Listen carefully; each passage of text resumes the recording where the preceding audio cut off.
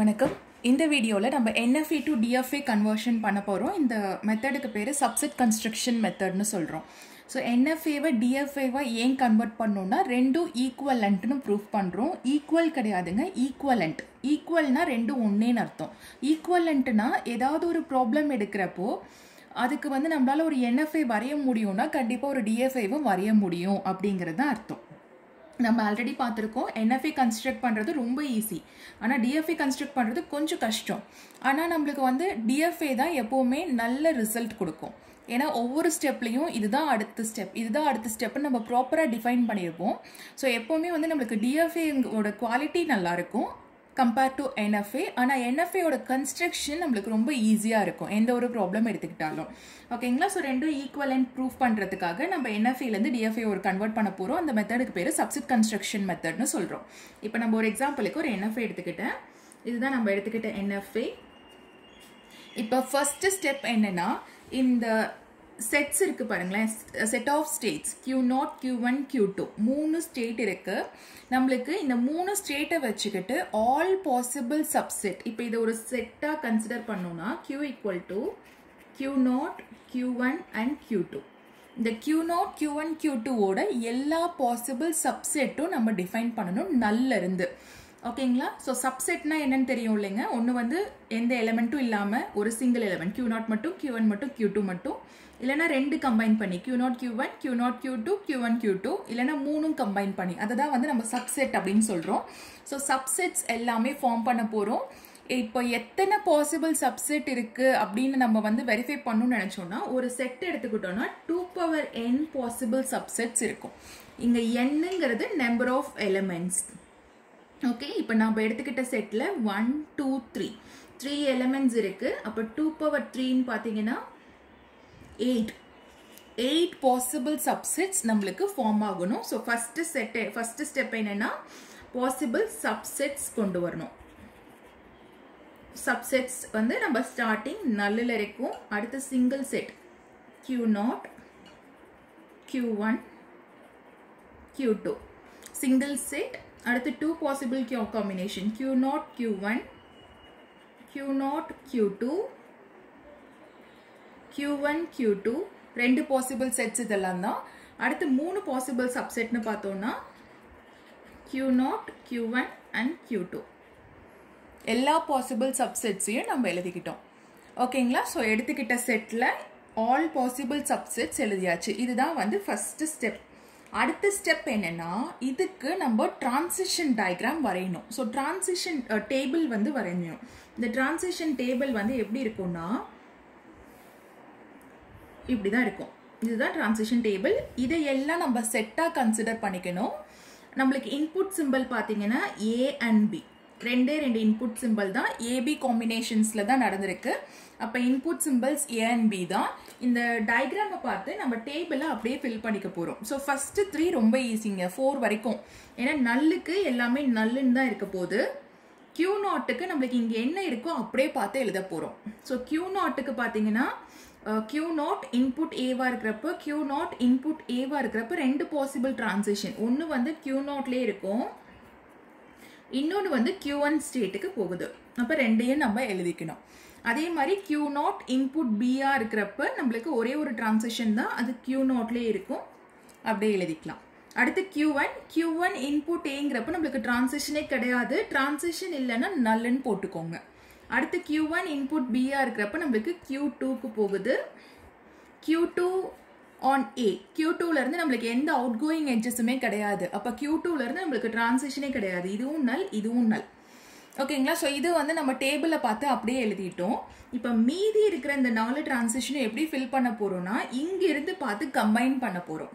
இப்போ Q0 Q1, இந்த Q0 Q1 input ஏவா இருக்கிறப்ப என்ன டிரான்சிஷன் பார்த்துட்டு அதை அப்படியே இங்கே கம்பைன் பண்ணி எழுதிட்டா போதும். ஓகேங்களா?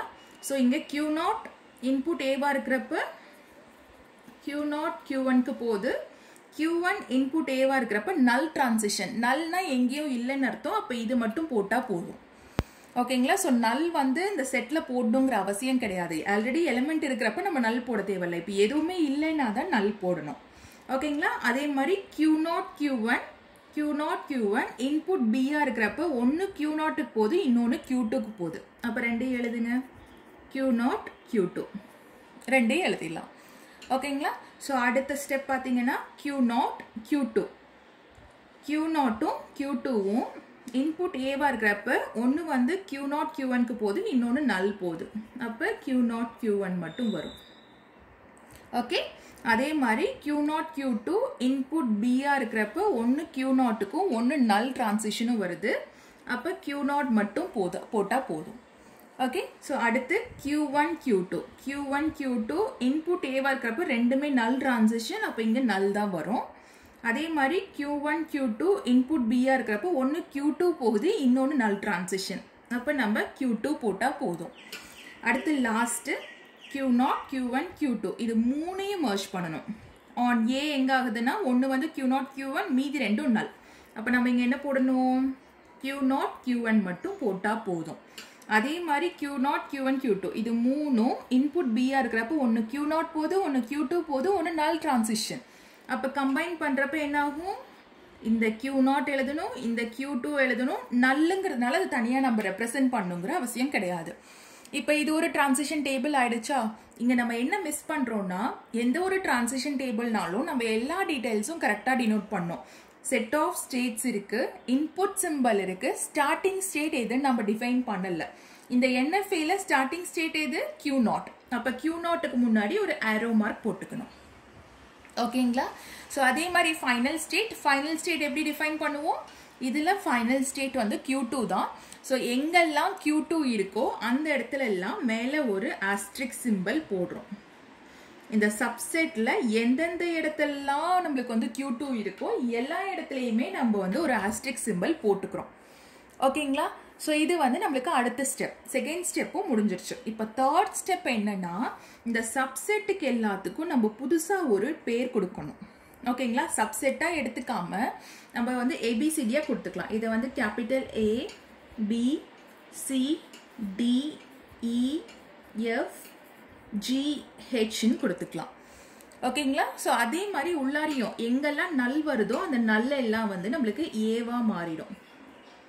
இது எல்லாமே நம்மளுக்கு A செட். அதே மாதிரி Q0 இருக்கிற இடம்லாம் நம்மளுக்கு B ஆயிடும். வேற எங்க Q0 இருக்கு? அவ்வளோதான். ஓகேங்களா? ஸோ Q0 Q1க்கு வந்து நம்ம என்ன நேம் கொடுத்துருக்கோம்? ஈன்னு கொடுத்துருக்கோம். ஸோ Q0 Q1 இருக்கிற இடத்துல E. இது ரெண்டு முடிஞ்சிருச்சு. Q2க்கு நேம் என்ன? Q2க்கு D.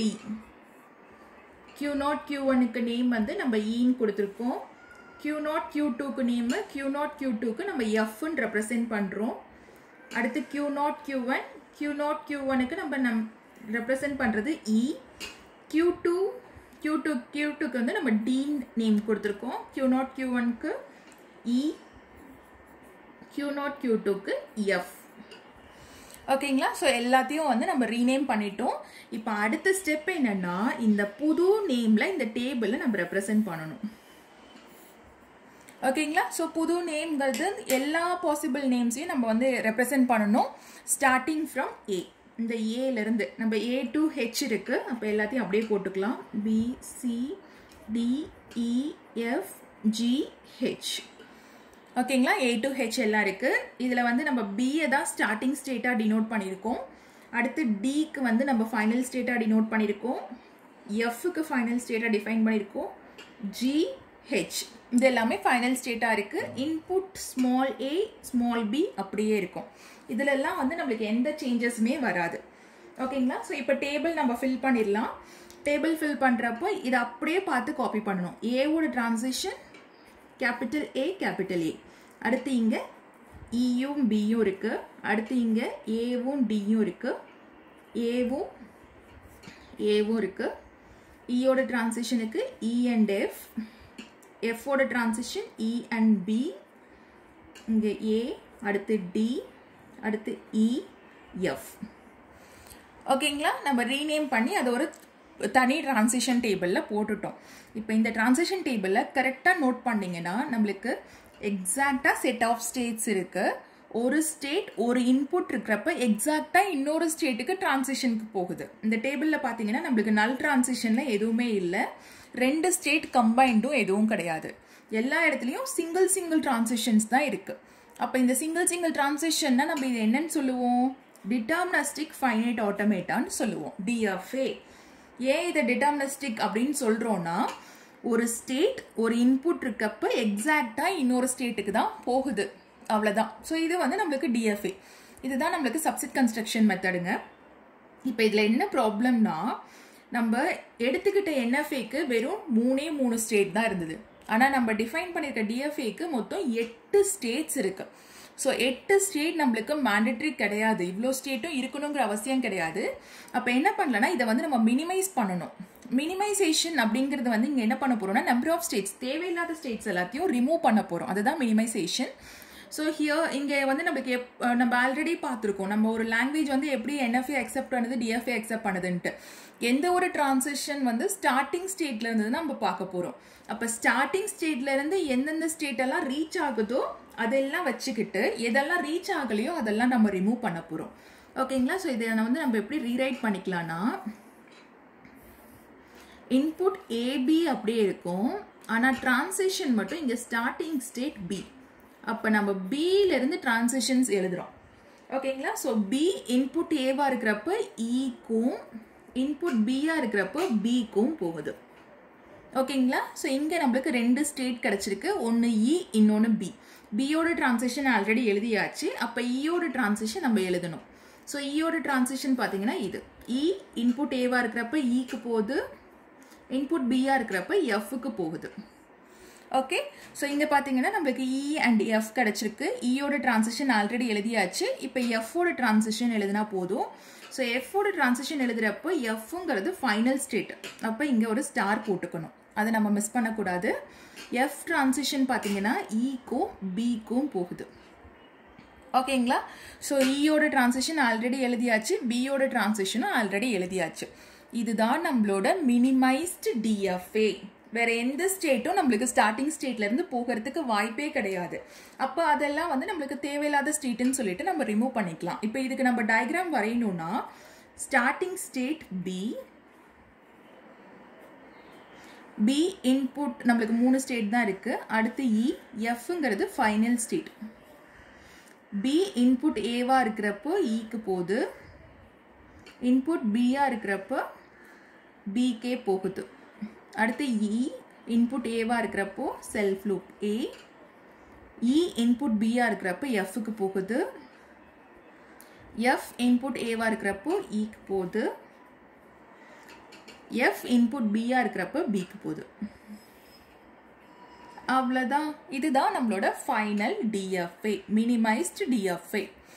ஓகேங்களா? ஸோ இப்படி தான் வந்து நம்மளுக்கு சப்செட் கன்ஸ்ட்ரக்ஷன் மெத்தடில் என்எஃப்ஏலேருந்து டிஎஃப்ஏ கன்வெர்ட் பண்ணுவோம். ஸோ இதோட ட்ராபேக் அப்படின்னு பார்த்தீங்கன்னா, நம்ம எடுத்துக்கிட்டது 3 ஸ்டேட் இருக்கிற டிஎஃப்ஏ. அதுக்கு நம்மளுக்கு நம்பர் ஆஃப் பாசிபிள் சப்செட் வந்து 8 கிடச்சிது. இதே மாதிரி 4 ஸ்டேட் இருக்கிற டிஎஃப்ஏ எடுத்துக்கிட்டோம்னா அதுக்கு நம்மளுக்கு 16 பாசிபிள் சப்செட்ஸ் இருக்கும். ஸோ நம்பர் ஆஃப் ஸ்டேட்ஸை பொறுத்து இது எக்ஸ்போனென்ஷியலாக நம்மளுக்கு இன்க்ரீஸ் ஆகிட்டே போகுது. ஸோ அதுதான் வந்து நம்மளுக்கு இங்கே ஒரு பெரிய ப்ராப்ளம் சப்செட் கன்ஸ்ட்ரக்ஷன் மெத்தடில். அதனால நம்மளோட சைஸ் ஆஃப் டிஎஃப்ஏ வந்து சைஸ் ஆஃப் என்எஃப்ஏ வந்து பெருசாக இருந்தது, number of states of NFA வந்து பெருசாக இருந்ததுன்னா நம்ம லேசி கன்ஸ்ட்ரக்ஷன் மெத்தட்னு ஒன்று இருக்குது, அதை யூஸ் பண்ணிக்கலாம். ஓகேங்களா? ஆனால் எக்ஸாம் பாயிண்ட் ஆஃப் வியூவில் வந்து உங்களுக்கு 4 ஸ்டேட் வரைக்கும் தான் மேக்ஸிமம் கேட்பாங்க. ஸோ 4 ஸ்டேட் வரைக்கும் கேட்டாங்கன்னா கண்டிப்பாக நீங்கள் சப்செட் கன்ஸ்ட்ரக்ஷன் மெத்தடில் தான் போய் ஆகணும். இன்கேஸ் உங்களுக்கு வந்து நம்பர் ஆஃப் ஸ்டேட்ஸ் வந்து ரொம்ப அதிகமாக கொடுத்துருந்தாங்கன்னா நீங்கள் வந்து லேசி கன்ஸ்ட்ரக்ஷன் மெத்தடுக்கு போய்க்கலாம். ஸோ நெக்ஸ்ட் வீடியோவில் நான் உங்களுக்கு லேசி கன்ஸ்ட்ரக்ஷன் மெத்தடில் எப்படி என்எஃப்ஏ டு டிஎஃப்ஏ கன்வெர்ட் பண்ணுறதுன்னு பார்த்துக்கலாம். ஸோ இதோட முடிஞ்சிருச்சு. ஓகேங்களா?